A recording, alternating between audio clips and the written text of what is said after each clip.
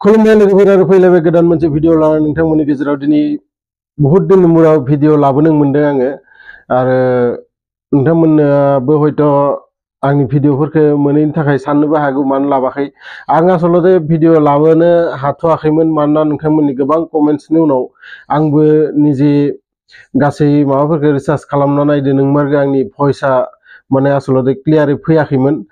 आरो बिनि थाखायनो एसे खामानि मावनो गोनां जादोंमोन आङो बे भइसनि थाखायनो दा नोंथांमोना माबोरै मोनो भइसखौ आंनो कमेन्ट बक्सआव लिरहर दिनैनि भिडिअखौ नायनानै गतिके थुदो भिडिअखौ स्टार्ट खालामनोसै।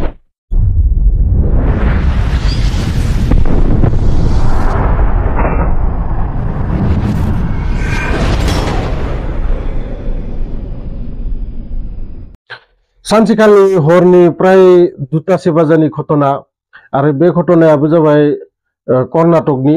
बोसोरनै सिगां जालांनाय घटना गंसे गामियाव नखरसे मानसि दंमोन जायहा बै नखराव सासे प्राय 40+ बैसोनि हिन्जाव खासे आरो सासे बुरि प्राय 60-70 बिदि बैसोनि जागोन सानैबो न'आव थायो आरो हरनि प्राय 2टासे बाजियाव फैनानै 15 जनसो मानसि दरजायाव माबाबाय नक खालामनायनि उनाव बिसा दरजाखौ खुलिनानै होबाय होनायनि उनाव माने जेबो सोङालासिनो बै जाय 40 बैसोनि हिन्जाव बै हिन्जावखौ हमनानै माने थिकसे बुनो हमबाय आरो बुनो हमनायाव बै बुरियाबो जेनथेन उथिना फैनानै हमथानो नाजाबाय आरो हमथानो नाजानायाव बिसोरो बुरिखौबो उदैयाव खोब गाज्रि भाबैनो माने जोनानै होयोमोन होनायनि उनाव बे बुरिया बिसोरा मा खालामनो वाल जिङाव थांनानै जनानै जेसां गोसा हागो बेयो गावनि जेसां जि एनार्जि दोङो देहायाव बै एनार्जिजों बियो होख्रावनो हमबाय आरो गामिनि मानसिफोरखौ माने होख्रावनानैनो लेंहरनो हमबाय गावसाखौ मदद खालामफैथो होननानै नाथाय बै हराव सासे सानै मानसिफोरा दावराव खोनानानै फैदोंमोनबाबो रावबो बे सिङाव बे बाउन्डारि सिङाव हाबफैनो माने साहस खालामासै मानोना बिसोरनि आखायाव दंमोन बिराद गोलाव गोलाव सेखा आरो सोरनिबा आखायाव रड सोरनिबा आखायाव पाइप सोरनिबा आखायाव हकि बिदि प्राय 15 जनसो मानसि आरो रावबो गिनानै माने बै माने बाउन्डारि सिङाव हाबफैनो साहस खालामासै आरो बिदिनो बे हिन्जावखौ बुबाय थाबाय आरो सोंबाय थाबाय जे नोंसालाया बोरो दा बे जाथायनि आसोल खोन्थाया जाबाय मा जाय मानसिया बे मानसि लगायना हरदो माने बिसा नखरखौदि आलाय सिलाय खालामनो फैदो बिसोरो सासे माने गुन्डा पार्टिफोर आरो बिसोरखौ लगायना हरदो सासे मानसिया जायनि फिसाजोआ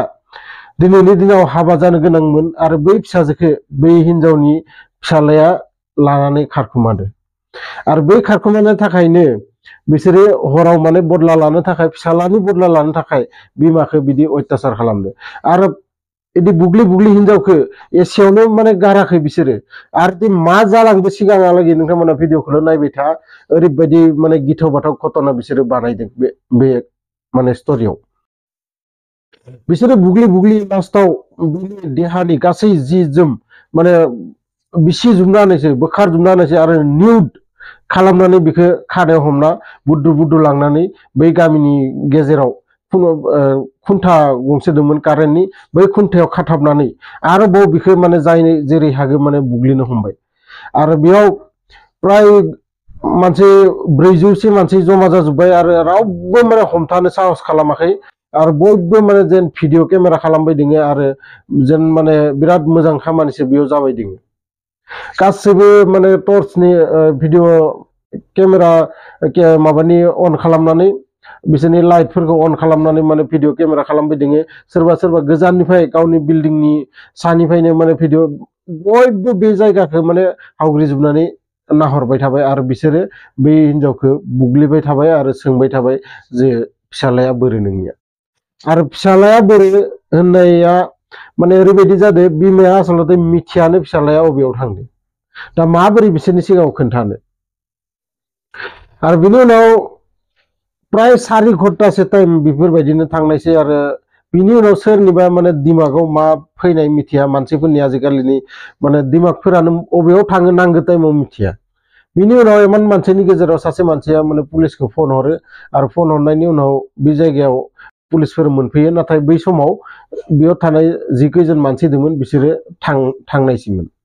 बेयाव रावखौबो लोगो मोनासै पुलिसफोरा नुफैबाय जे हिनजावखौ बेयाव खाना दोननाय बिसोरो थांखांनायनि उनावबो बै हिनजावखौ रावबो दिरुं दोंसेबो माने खुलिनानै होआसै ओरैबायदि गिख' मानसिफोर बिनि उनाव पुलिसफोरा बेखौ खुलिनानै फार्स्टआव बेखौ हस्पिटालाव थिनहरो आरो थिनहरनायनि उनाव मानसिफोरनाव बयबो भिडिअ खालामजोबदोंमोन नालाय पुलिसफोरा गावसोरनि एभिडेन्सनि थाखाय खैटामान भिडिअ लाखिनानै बाकी भिडिअफोरखौ गाव माने गासैखौबो खोन्थायो जे भिडिअआ डिलिट खालामजोब मानोना बेफोरबायदि जाथायफोरा भाइरेल जाबाथाय एसे दावराव दावसिया बाराद्राय जायो नालाय बिनि थाखाय पुलिसफोरा गासै भिडिअफोरखौबो डिलिट खालामनो होनायसै मात्र गंब्रै गंबा मबाइलनि भिडिअखौ लाखिनानै दानिया स्टार्ट जाबाय केस आरो केसआव बे भिडिअआवथ' बै मानसिफोरनि माबाया दोंखायोमोनानो सोर सोर बे जायगायाव दंमोन थेवबो सानैसो पुलिस माने टीम बानायो जे गामियाव थांनानै सोंनानै नायहैनाय सोरबा जुदि खुगाजों बुङोना बुङा मुंफोरखौ जे सोर सोर बेफोरबायदि खामानि मावदोंमोन बिनि उनाव बे साब्रैसो टीमा फैयो बे गामियाव आरो गोबां मानसिनाव सोङो आरो गोबां मानसियानो होनो जे जों आसलते खालि बेलेगाव थांदोंमोन बा सोरबा होनो जोंहा उन्दुना दंमोन जोंहा उथियाखै सोरबा होनो जोंहा बे जायगायाव गैयामोन बेफोरबायदि माने गासैबो बाहाना खालामनानै सासे मानसि ओरैबायदि ओंखारासै जे बे हिनजावखौ बुनायखौ आं नुदों होननो हानाय गोहोआनो गैया रावनावबो आरो बिनि उनाव केस जाबाय आदालताव आरो केस जानायनि उनाव आदालताव गासै खोन्थाखौ मिथिबाय जे बिसा हिनजाव लोङा आसलते बिराद धोनि मानसि आरो जाय हुवा लोङा बिसा फिसालाया ओरैनो फिसा फेनला खामानि मावो जेरै थेरै बिसानि न'खरा माने सोलिगासिनो दोङो आरो खोब गरिब आरो बिनि थाखायनो बे केसआव हिनजाव लोङानि बिफाखौ माने जुरिमाना फरिहोयो जे 10 बिघा हा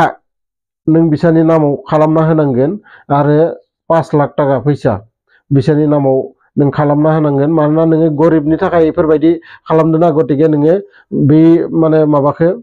जोङो मानिना लाया नोंनि बेखिनि फाइनखौ भरिनांगोन बेनि उनावसो नोंनि केसआ माने आरोबाव सोलिगोन बिनि उनाव मा खास्ति जागोन माने उनाव नोंथांमोनखौ जनायगोन बिदि बुंनानै गासै केसफोरा दाबो सोलिगासिनो दोङो आरो बेफोरबायदि जाथाय आसलते जाबाय थायो जोंनि खाथि खालाफोराव किसुमान जाथायखौ जोङो मिथिया आरो किसुमानखौ जोङो निज मेगनजों नुयोबाबो जोंबो बेफोरबायदिनो नायनानै थाबाय थायो आरो बेफोरबायदि स्ट'रिखौ खोन्थानायनि उद्देश्यआनो जाबाय नोंथांमोनखौ आङो जेबो माने बेफोरबायदि गिथो होननानै माबाथो होननानै बेफोरबायदि स्ट'रि खोनासंहोआ आं नोंथांमोनखौ बेफोरबायदि स्ट'रि खोनासंहोयो नोंथांमोनाबो बेफोरबायदि जाथायनिफ्राय साबधान था आरो नोंथांमोननि न'खराबो सुगाव थाथो खोब मोजाङै थाथो बेखौनो आङो नाजायो जायखिजाया नोंथांमोना भिडिअखौ मोजां मोनोबाथाय लाइक शेयार कमेन्ट खालाम आरो लोगोसे जायफोरा आंनि चेनेलाव गोदानै फैदों नोंथांमोना आंनि चेनेलखौ साबस्क्राइब खालामनानै ला मानोना आं बेफोरबायदि भिडिअ नोंथांमोननि थाखाय लाबोगासिनो थायो लोगो मोनगोन नेक्स्ट भिडिअआव अब्लासिम गोजोन्थों।